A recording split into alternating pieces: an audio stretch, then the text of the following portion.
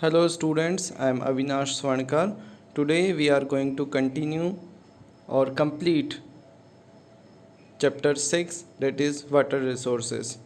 In the last class we discussed water demand and utilization, water pollution and prevention of water resources. Today's session is related with watershed management, rainwater harvesting and related case study. So let's start with watershed management. What is watershed management? Watershed management means efficient management of surface and groundwater and conservation is called watershed development. जब हम क्या करते हैं, जो धरातलीय जल है और जो भूमिगत जल है उनका संरक्षण और प्रबंधन करते हैं तो उसे ही क्या कहेंगे हम लोग, जल संभर प्रबंधन जो है वो कहेंगे। जैसे यहाँ पर एक एरिया दिया हुआ है और इसमें जो भी रेन वाटर हमें मिल रहा है वो रिवर चैनल्स जो हैं उनके थ्रू फ्लो होकर के बाहर की तरफ पहुँच रहा है। लेकिन हमने क्या किया, यहाँ पर एक डैम बना दिया। देखिए ये डैम बना, तो उस डैम की वजह से क्या होता है, कुछ पानी हम लोग यहाँ रोक पाना संभव हुआ है। और इस पानी को रोकने की वजह से क्या होता है, हमारा जो अंडरग्राउंड वाटर है वो रिचार्ज होता है, उसके लेवल में क्या हो जाता है, सुधार होता है। तो यही हम लोग कहते हैं वाटरशेड मैनेजमेंट।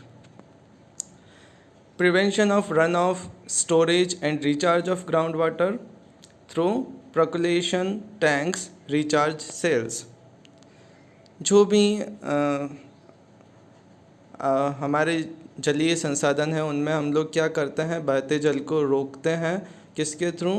जो भी अंतःस्त्रवित तालाब हैं, कुछ ऐसे तालाब बनाए जाएं जिनमें से पानी रिस करके भूमिगत जल में मिल जाए, या फिर रिचार्ज सेल्स जो पुनर्भरण कुएं हैं वो बना दे, जिससे हमारा भूमिगत जल जो है वो क्या हो जाए, रिचार्ज हो जाए। तो इस तरीके से हम लोग वाटरशेड मैनेजमेंट जो है वो कर सकते हैं। Bring balance between natural availability and utility. जो भी उपयोगिता है और जो भी हमारे पास उपलब्धता है, उपलब्धता और उपयोगिता के बीच में हमें क्या करना है, बैलेंस करना है। कि नेचुरल अवेलेबिलिटी ऑफ वाटर तो हमारे पास बहुत कम है, बट यूटिलाइजेशन हम बहुत ज़्यादा कर लें अगर वाटर रिसोर्सेज का, तो इम्बैलेंस क्रिएट हो जाएगा। और ये इम्बैलेंस जो है वो फ्यूचर जनरेशन्स को उस रिसोर्स की कमी महसूस कराएगा। तो हमें क्या करना है, जितनी अवेलेबल है हम उतना ही यूज़ करें, तो क्या होगा, एक बैलेंस बना रहेगा और वाटर जो है वो हमेशा उसकी अवेलेबिलिटी बनी रहेगी। It depends on community participation. ये कम्प्लीटली किस पर डिपेंड करता है, कम्युनिटी पार्टिसिपेशन पर निर्भर करता है। जो भी समुदाय हैं उनके सहयोग पर जो है वो निर्भर करता है। तो अगर लोग पार्टिसिपेट नहीं करेंगे, लोग ऐसे वेस्ट करना शुरू कर देंगे पानी को, तो फिर क्या होगा, वाटरशेड मैनेजमेंट जो है वो नहीं किया जा सकता।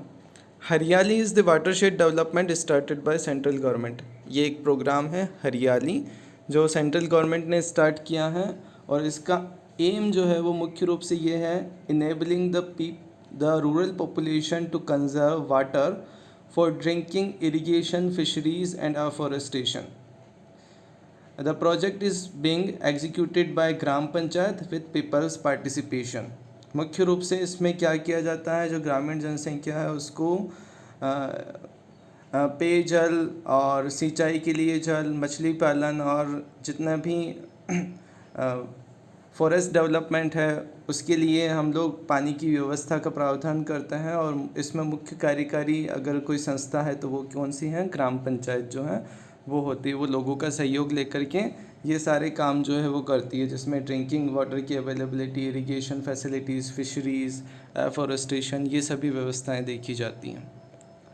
Neeru Meeru by Andhra Pradesh government and Arvari Pani Sansad by government of Rajasthan. ये भी वाटरशेड मैनेजमेंट के कुछ प्रोग्राम्स हैं। नीरू मीरू किसने शुरू किया था, आंध्र प्रदेश ने। Neeru Meeru means water and you.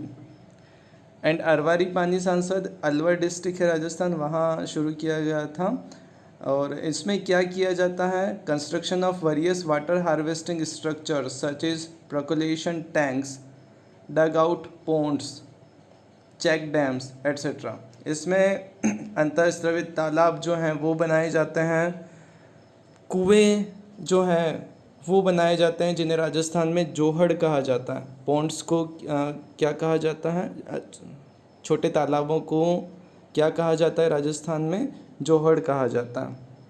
ऐसे ही चेक डैम्स बनाए जाते हैं, जब रिवर फ्लो हो रही है तो उसके आगे हमने कुछ वॉल बना दी और पानी को रोक दिया, तो ऐसे कुछ चेक डैम्स जो हैं वो बनाए जाते हैं जिससे क्या है, पानी की अवेलेबिलिटी जो है वो बढ़ जाए और ग्राउंड वाटर रिचार्ज जो है वो भी होना शुरू हो जाए। अब ये जो तमिलनाडु गवर्नमेंट है उसने तो कुछ हटके ही काम किया है। Tamil Nadu has made water harvesting structure in the houses compulsory. इन्होंने कंपलसरी जो है वो कर दिया है कि आपको क्या करना है, रेन वाटर हार्वेस्टिंग स्ट्रक्चर जो है वो डेवलप करना है अगर आप कोई अपना नया मकान जो है वो कंस्ट्रक्ट कर रहे हैं तो उसके थ्रू क्या होगा, ग्राउंड वाटर जो है वो रेगुलरली बढ़ता रहेगा और पानी जो है उसमें कमी नहीं आएगी। अब ये रेन वाटर हार्वेस्टिंग वास्तव में होता क्या है, अगर हम उसकी बात करें, it is the method of capturing and storing rain water for various uses. जो भी हमारे काम हैं उनमें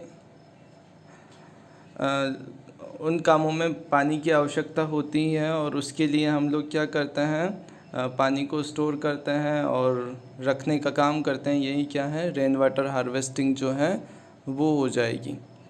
और इसमें मुख्य रूप से जो ग्राउंड वाटर वेल्स हैं उनके थ्रू जो है जो अंडरग्राउंड वाटर है उसको रिफ़िल किया जाता है। इट इम्प्रूव्स वाटर क्वालिटी, ये जो पानी की गुणवत्ता है उसको सुधारने का काम करता है। Reduces the water pollution. अब वाटर पोल्यूशन कैसे रेड्यूस होगा रेन वाटर हार्वेस्टिंग से, क्योंकि डायरेक्टली जो साफ़ पानी है, जो फ्रेश वाटर है वो पहुंच रहा है अंडरग्राउंड वाटर की तरफ, तो उसकी वजह से क्या हो जाएगा, पानी जो है वो साफ़ होना शुरू हो जाएगा। Dilution of salt takes place in the water. जो भी पानी में नमक की मात्रा ज़्यादा होती है वो धीरे धीरे कम होना शुरू हो जाती है, क्योंकि उसमें क्या पहुंचना शुरू हो रहा है, साफ़ पानी पहुंचना शुरू हो रहा है। Rain water harvesting is practised in different areas by different tribes.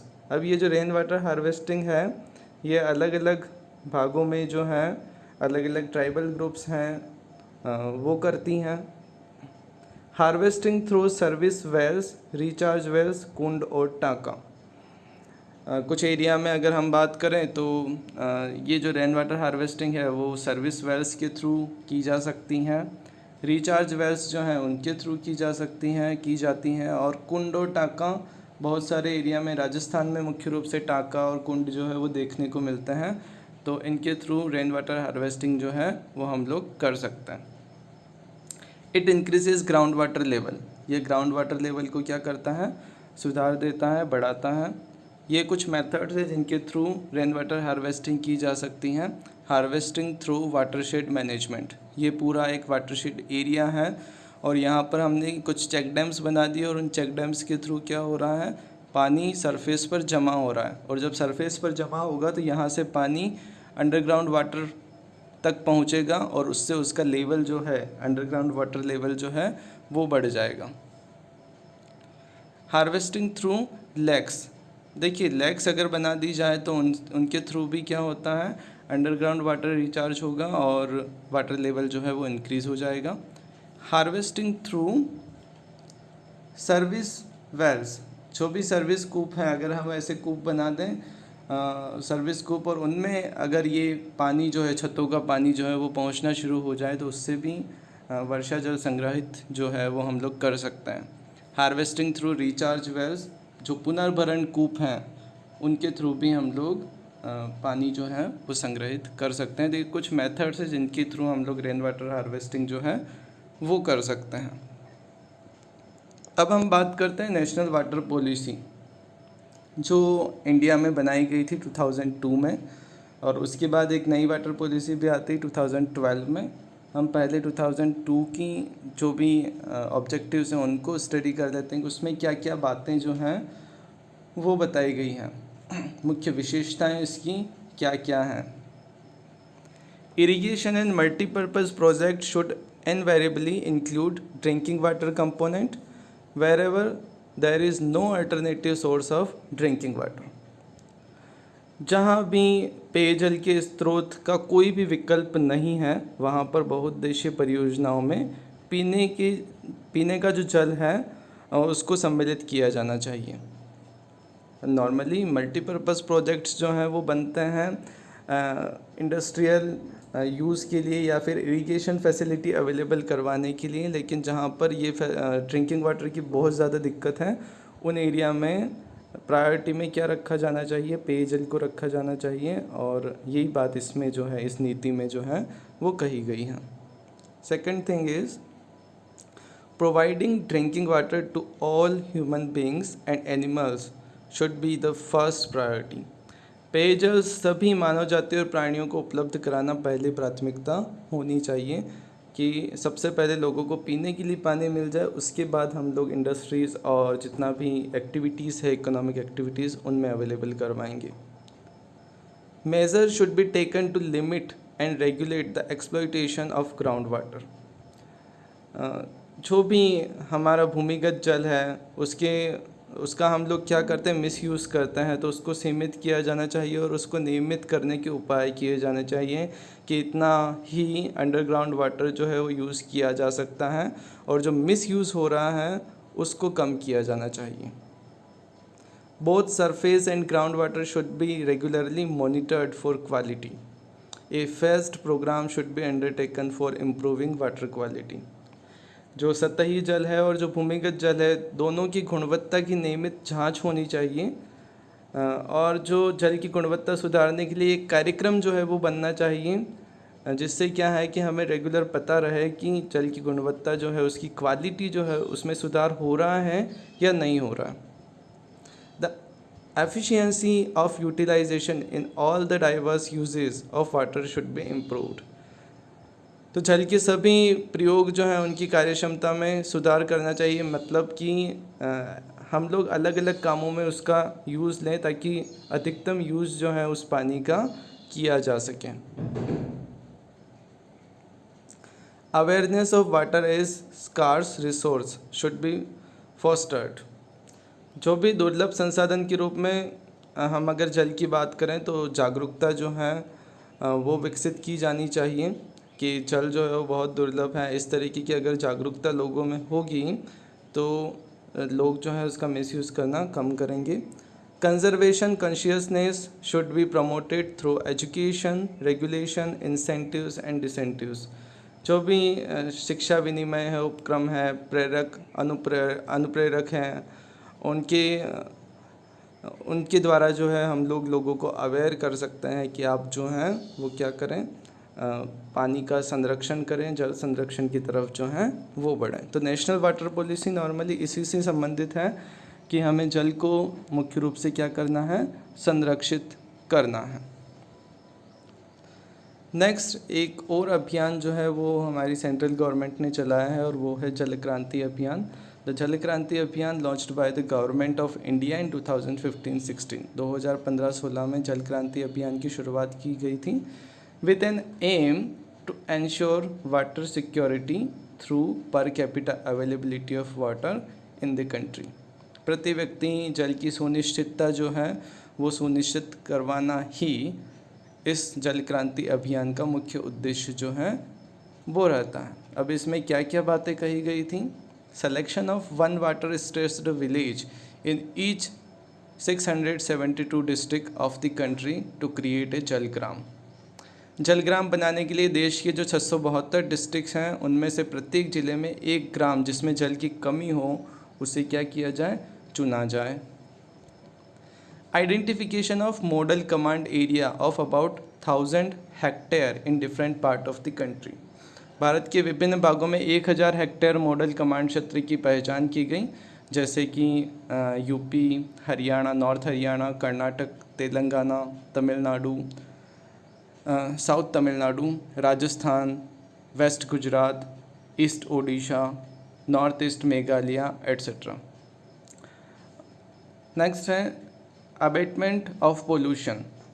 जल प्रदूषण को कम करने के लिए हमने क्या किया? Water conservation and artificial recharge. सबसे पहले जल संरक्षण और कृत्रिम पुनर्भरण जो है वो किया जाना चाहिए। रेड्यूसिंग ग्राउंड वाटर पोल्यूशन, भूमिगत जल को कम करना, और construction of arsenic free wells in selected areas of the country.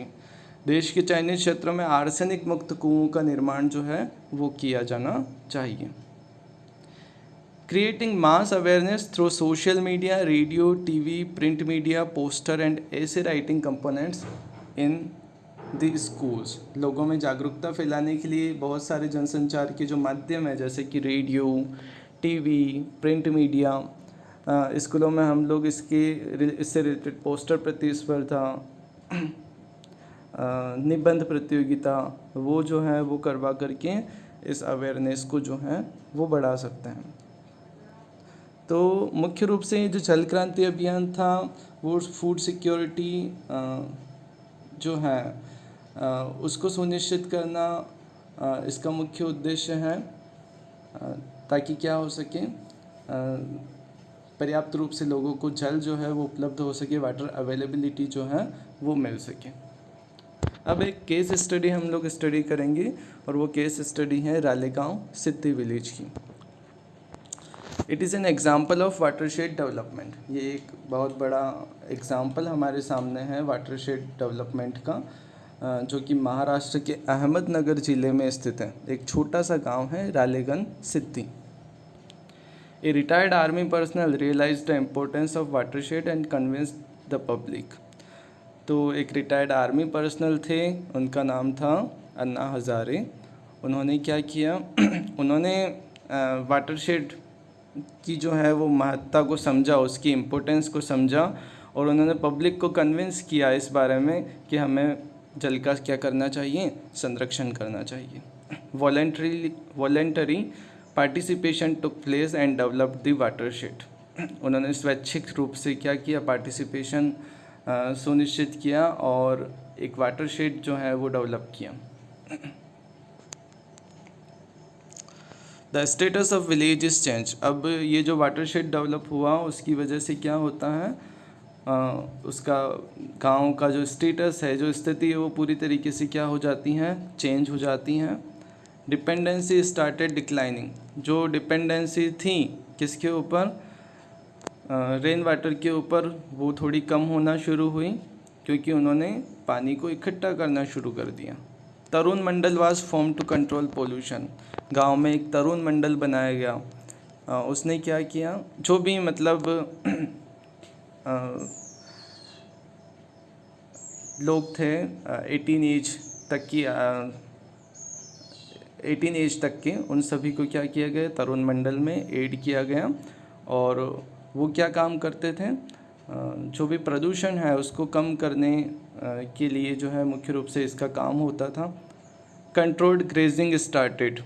जो भी ग्रेजिंग एक्टिविटी थी उसको कंट्रोल किया गया कि आपको जो है कंट्रोल्ड वे में जो है वो एक ग्रेजिंग एक्टिविटी जो है वो करनी है।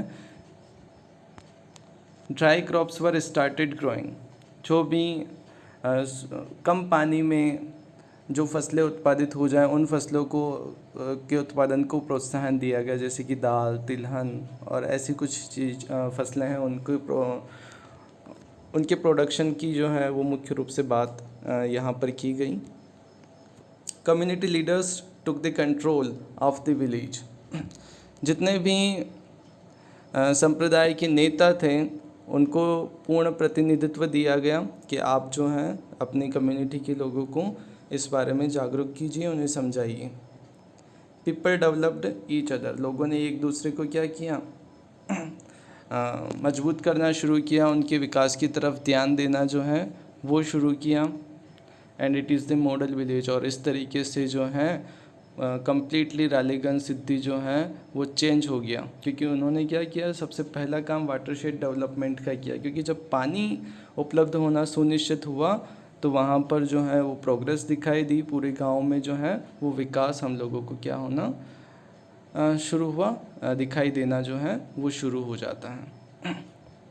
कुछ क्वेश्चंस मैं आप लोगों को सेंड कर दूंगा एज ए असाइनमेंट, तो आप लोग उसको कंप्लीट कर लीजिए और उसकी क्लिक्स जो हैं वो मुझे सेंड कर दीजिए। Okay, thank you.